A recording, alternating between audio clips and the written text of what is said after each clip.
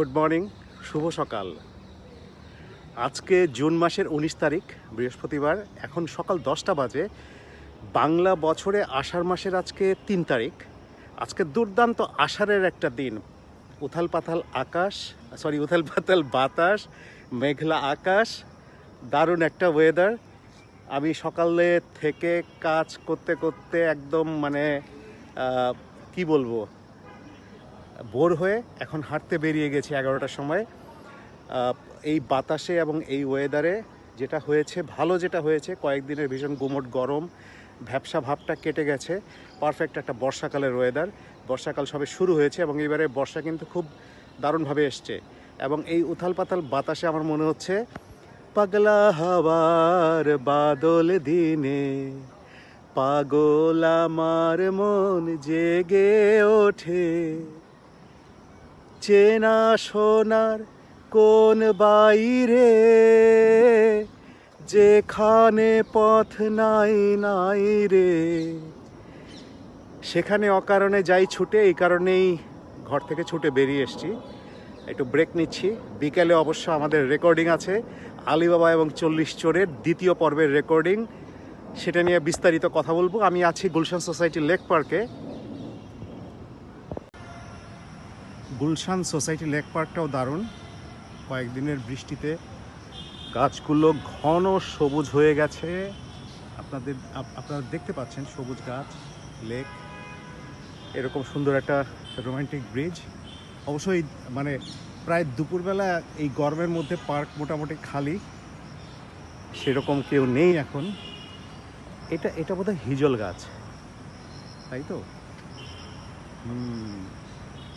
জীবনানন্দ দাশের কবিতায় প্রচুর হিজল গাছের রেফারেন্স পাওয়া যায়। হিজলের তমালের করে আছে চুপ। আমি কখনো তমাল গাছ দেখিনি। ঢাকায় আছে কি? থাকলে আমাকে একটু জানাবেন, আমি দেখতে চাই। আশেপাশে হলে ভালো হয়, বেশি দূরে হলে তো একটু কষ্ট হয়। জানাবেন প্লিজ। আগেই বলেছি যে আমি আছি গুলশান সোসাইটি লেক পার্কে। হাঁটছি একটু সুন্দর আবহাওয়ায়, উথাল পাথাল পাগলা হাওয়া বাতাসে। এখান থেকে আমি হাঁটতে হাঁটতে চলে যাব শাহাবুদ্দিন পার্কে। সেখানে যেয়ে এক কাপ চা খাবো আর ভাববো, আর আপনাদের সাথে কথা বলবো আলিবাবা এবং 40 চোর তথা আলিফ লায়লা, আরব্য রজনী বা আরব্য উপন্যাস, সেটা নিয়ে। আগামী শুক্রবার আসবে, আগামী শুক্রবার সন্ধ্যায় যথা নিয়মে। সেটা নিয়ে একটু গাল গল্প করবো আপনাদের সাথে চা খেতে খেতে।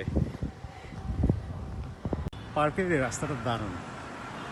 এখন একদম খালি, 11:30 প্রায় বাজে। আজকে ওয়ার্কিং ডে বা কর্মদিবস। কে আসবে এই পার্কে এখন হাঁটতে এই গরমের মধ্যে? গরম নেই কিন্তু, যে গরম ছিল, যেরকম ভ্যাপসা গুমোট একটা দমবদ্ধ হওয়া গরম ছিল, সেটা একদম নেই, কেটে গেছে। এখানে প্রচুর গাছ আছে, বিভিন্ন ধরনের গাছ, দারুণ লাগে।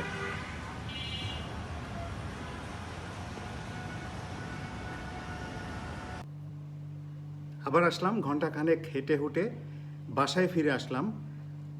প্রায় 7 কিলোমিটারের মতো হেঁটেছি। 6.98 কিলোমিটার, 7 কিলোমিটার। আর আমার টার্গেট হচ্ছে প্রতিদিন 10 কিলোমিটার হাঁটা। সেটা বাকিটা সন্ধ্যার সময় বা বিকেলে পারবো না, সন্ধ্যায় করে নেওয়ার চেষ্টা করব। তবে পারবো কি না আমি শিওর না, কারণ আজকে আবার আলিবাবা এবং 40 চোরের পরের অংশ রেকর্ডিংয়ের শিডিউল আছে। শুরু হবে বিকাল 4টা থেকে। দেখি কতক্ষণ লাগে। আলিবাবা এবং 40 চোর হচ্ছে আলিফ লায়লা, চলতি ভাষায় যেটা বলে, বা আরব্য রজনী বা আরব্য উপন্যাসের একটা ভীষণ জনপ্রিয় গল্প। এই গল্পের মূল আরবি নাম কিন্তু আলিফ লায়লা ওয়া লায়লা। বাংলা অর্থ হচ্ছে 1001 রজনী বা রাত। গল্পের পটভূমি হচ্ছে পারস্যের বাদশাহ শাহরিয়ার। উনি প্রথম বিবাহ করে ধোঁকা খেয়েছিলেন স্ত্রীর কাছে। এরপরে ওনার প্রতিহিংসা জেগে ওঠে, ভীষণ রকমের জেদ চেপে যায়। উনি প্রতিদিন একটা করে মেয়েকে বিয়ে করতেন, পরের দিন সকালবেলা তাদেরকে মেরে ফেলতেন। এভাবে চলতে লাগলো। শেষে বাদশার যে উজির, অর্থাৎ প্রধানমন্ত্রী তো মনে হয়, তার মেয়ে শেহরজাদের সাথে তার বিবাহ হয়। শেহরজাদ ভীষণ বুদ্ধিমতী মেয়ে। সে বাদশাকে প্রথম রাত থেকেই গল্প বলা শুরু করে। এইভাবে গল্প বলতে বলতে বলতে বলতে 1001 রাত কেটে যায়। শেহজাদ গল্প বলতে থাকে 1001 রাত পর্যন্ত। তারপর কি হয় সেটা একটা সাসপেন্স। শেহজাদ কি বেঁচে যায় না মরে যায়, বাচ্চা কি তাকে মেরে ফেলেন, সেটা একটা সাসপেন্স।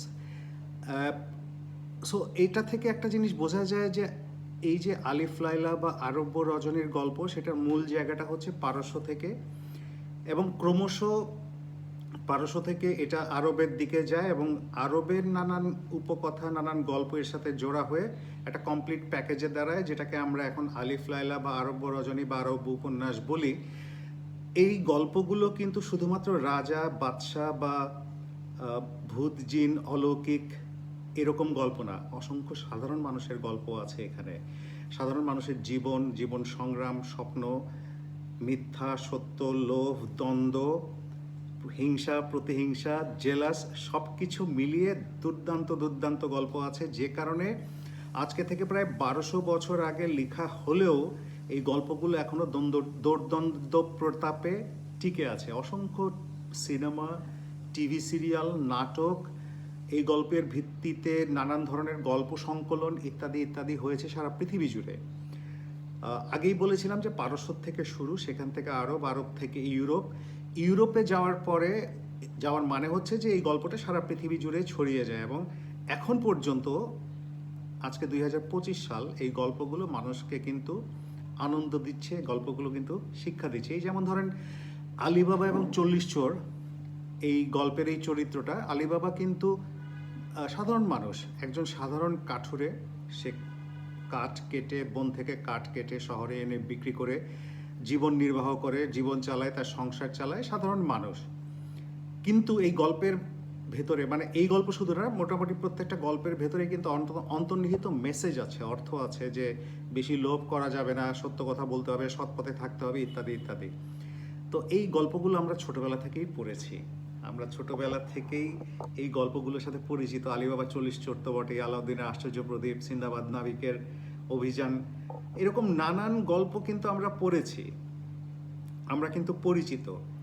কাজেই এই গল্পের নাট্যরূপ দিচ্ছি, আশা করেই দিচ্ছি যে আপনাদের ভালো লাগবে, আপনারা পছন্দ করবেন, আপনারা বিচিত্র স্টেশনের সাথে থাকবেন, তাহলে আরও নতুন নতুন অনেক বিষয় নিয়ে আমরা কাজ করতে পারবো, আপনাদের সামনে আসতে পারবো, আপনাদের সামনে তুলে ধরতে পারবো। আপনাদের ভালো লাগাগুলো, মন্দ লাগাগুলো, আপনাদের যদি কোনো বলার থাকে, উপদেশ থাকে, আমাদেরকে জানাবেন, নির্দ্বিধায় আমরা সেটা গ্রহণ করব।